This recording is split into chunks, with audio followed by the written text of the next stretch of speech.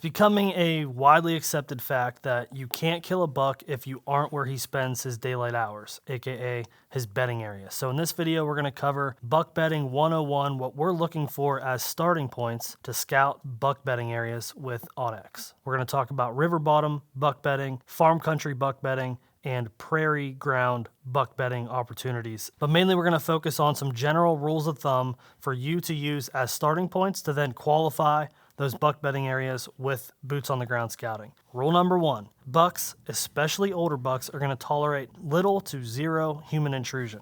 That's not to say bucks aren't going to bed on public ground because the public ground is heavily pressured. They still will be there, but they will be in the areas humans mainly do not go. Rule number 1, find unpressured pockets of cover. General rule number 2, and you're going to hear this a lot throughout this video, we're looking for transitions. We're looking for diversity. Deer are creatures of edge habitat.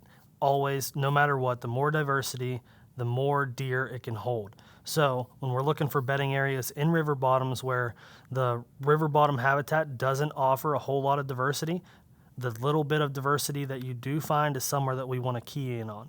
That can be hard transitions between water and dry land. That can be a soft transition between oaks and another type of hardwood tree habitat. Any transition, any habitat, we're going to key in on those areas. Now, when we're looking for bedding opportunities in river bottoms where you're dealing with flooding, you're going to want to look for higher ground. We're always going to be seeking out the little bit of topography change in those rivers to provide good buck bedding areas. Rule number 3, cover is king. In an area like a river bottom where the habitat can be pretty monotonous, they're going to want to seek out the little bit of cover that there is. Bedding areas are safety, right? So cover provides safety.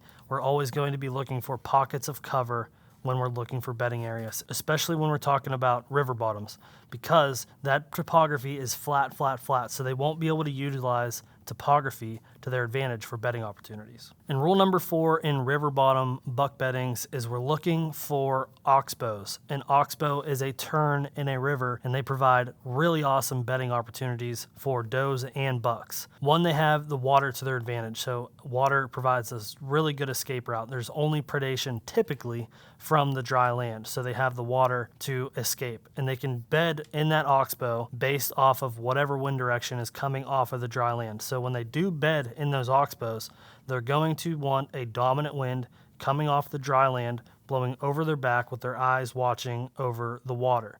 Now, of course, as I stated, rule number 1, if that water is heavily trafficked, like meaning kayaks a lot of fishing pressure, those bucks are probably going to avoid those oxbows that are heavily traveled. If you find yourself in a river bottom that is pretty monotonous and then you find a big oxbow, that's probably going to be a great place to start looking for buck beds in river bottom situations. All right, farm country bedding.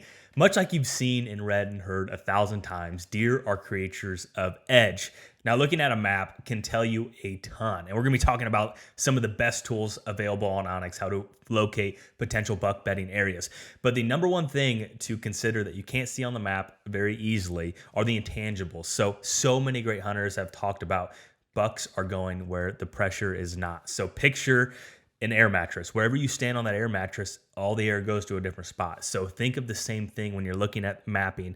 Okay, where is the pressure on the air mattress and where are those bucks going to get dispersed? That is the first thing to consider.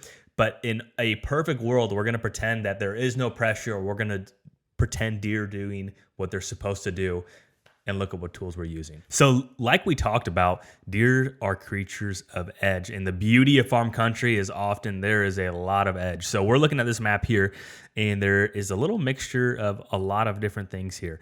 And so there's ag here, there's a lot of soft transition here on this edge where it looks like it used to be farmed, and they took it out of production, and it was probably CRP at some point. And so this is a really nice staging area. I'm going to guess that this is taller than what it looks like on Onyx. Hard to say when that tillable ground actually went out of production. But this is a perfect example of really nice edge. So you have the hard edge of ag, you have this softer edge, and then you have timber here. Now this is a perfect example of where there's likely very good prime bedding up close to the food. Now, the interesting thing is the bedding hierarchy of deer. Now, obviously, there's no hard and fast rules in whitetail hunting, but this is something to really consider. So looking right here would be a really great example to break down ideal farm country bedding in a perfect world. So right here, you have the food, and typically the does and younger bucks are going to be bedded off this edge, close to the food, and the bucks are using them as basically a buffer of pressure. Now, this area looks really cool. One of my favorite tools that Onyx has in terms of scouting and trying to predict bedding really wherever is the slope angle tool. And so this bar right here shows you what the percentage of angle is on that hill. And before I used this tool, I had a lot of beds marked, and then I had this filter on. You could see how predictable it was with how deer are bedding based off of the contours. And obviously a contour map's an awesome place to start, but to me, this is just the next step better in terms of what technology is available. So this would be a really good example of where I would want to key in on in a perfect world. So for instance, I would think these areas right here could be a great spot to key in on a west wind. And so the reason being is they're going to be downwind of the food.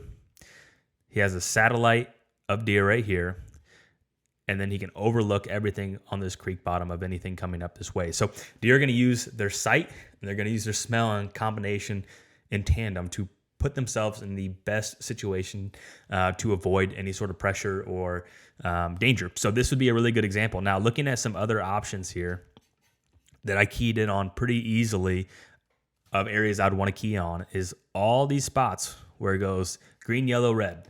Those areas could be awesome spots to key in and find bedding. Now, in this type of area, depending on deer density too, that's the other thing to consider. There's so much that goes into this. If it is not a very dense area and the hunting pressure is low, then the deer might bed closer to that food source. Now, if there is a ton of deer, they're going to go where there's some sort of seclusion or where they have filters of deer to help protect them. Now, one of the really interesting things about farm country bedding is how much is going to change throughout an entire season. So right now, September is here. The crops are in, and bucks are bedded in a lot of spots that they won't be necessarily even in October as crops come out. So keep that in mind. So an area that is very secluded that has crops and maybe it's an island of timber, that is a great place for a buck to be bedded. He can see very far, and let's say there's a little bit of a terrain or a slope, the buck can bed with the wind to its advantage, keep an eye out, and also have all those seclusion. Now, when those crops get out, it's going to disperse that buck into a new area.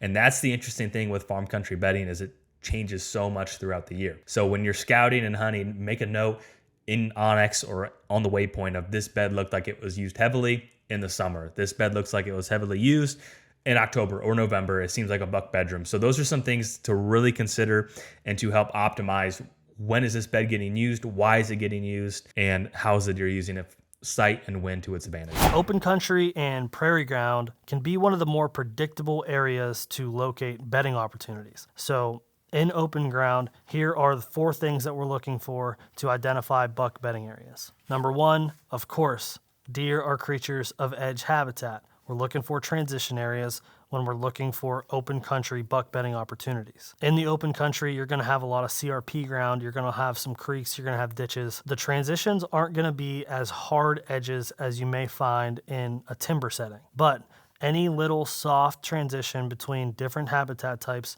are going to provide diversity, and deer will gravitate towards diversity.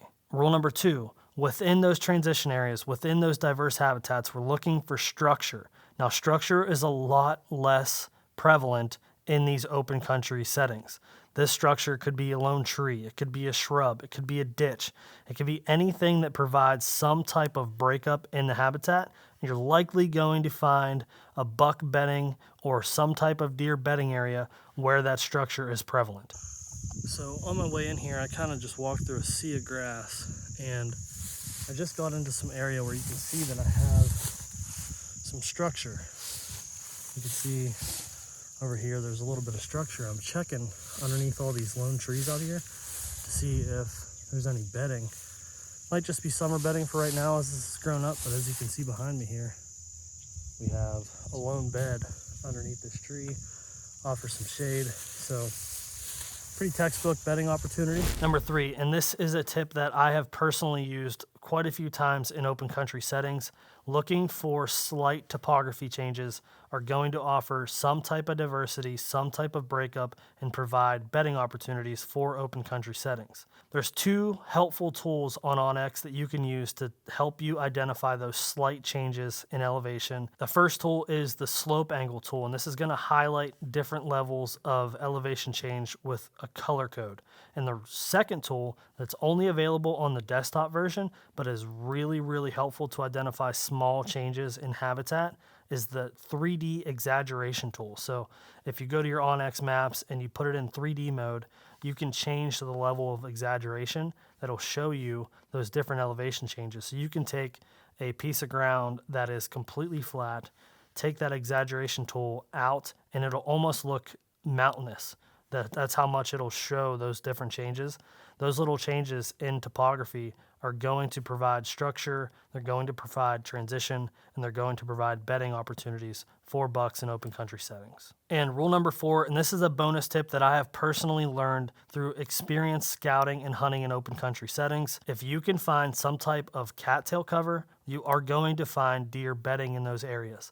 In certain areas that I have found, the only cover is standing corn and cattails. When the corn comes off, the only thing left is cattail cover. If you find yourself in an area that has cattails, you are going to find deer bedding in them.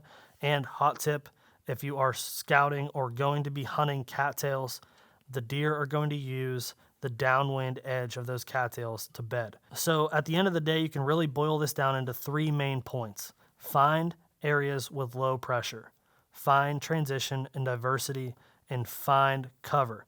Those are going to be the starting points for your boots on the ground scouting efforts. If you want to learn more about hill country buck bedding opportunities, we have a bunch of resources on the channel and a video just like this breaking down the 4 rules to buck bedding opportunities. So click up here on the screen and you can learn all about hill country buck bedding.